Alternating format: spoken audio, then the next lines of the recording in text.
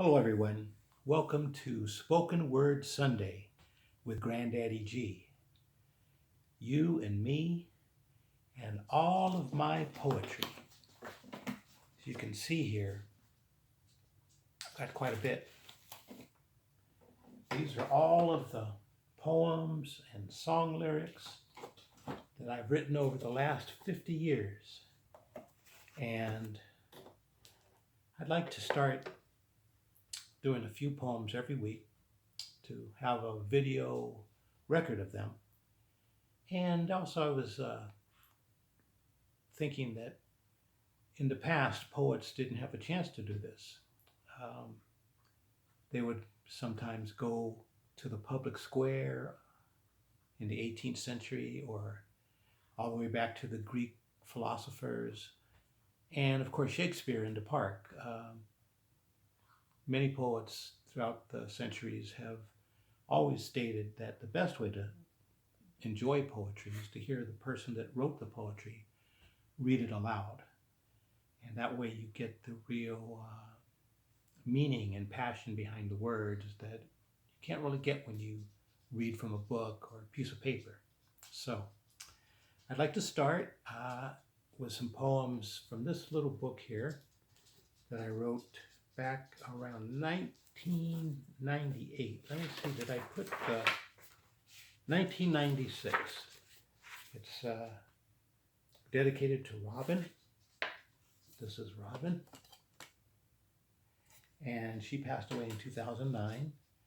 You can go on YouTube, not yet, after this is over, go on YouTube and watch a music video called Heart Weighs a Ton by Alex Metric. Heart Weighs a Ton by Alex Metric. And it'll explain how I started doing some of the things I did and tell you a little bit of the story about Robin. So I wrote this book, and as you can see, it's all in my handwriting, printing. And a lot of these poems, like these big stacks I've showed you, are just in notebooks, journals, diaries, you name it. So I've got quite a job in my hands to get all this stuff typed up in the computer. And besides these videos, perhaps we will put together a book or series of books somehow. But anyway, it's like Glenda told Dorothy, well, the best place to start is at the beginning. Remember that? The first one, I guess I would just call this Poems for Robin. The first one I want to read is called Number 373. As we go through these, you'll probably learn a little bit about Robin as well as myself too. Number 373. You always let the cat out of the bag.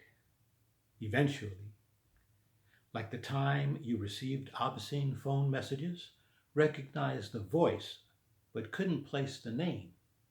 So I asked you, well, how many men have your phone number? You just got upset and started tapping your foot.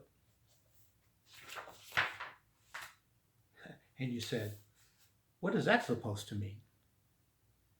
Then one night, about 2 weeks later, you told me about the 372 names and phone numbers you collected over the past year. 372 names and phone numbers of men scratched on matchbook covers, cocktail napkins, and printed on business cards. But you didn't do anything to invite them, you said. 372 names and phone numbers? Faces of men who wanted you but only ended up in a bag on your closet floor, right next to your low-cut dresses they longed to bury themselves in. But they were guys, you said, not men, not like you. And you didn't do anything to make them come up and give you their number. And you only dated 2 or 3 a week, and only kissed 5 or 6, and never slept with a single one of them.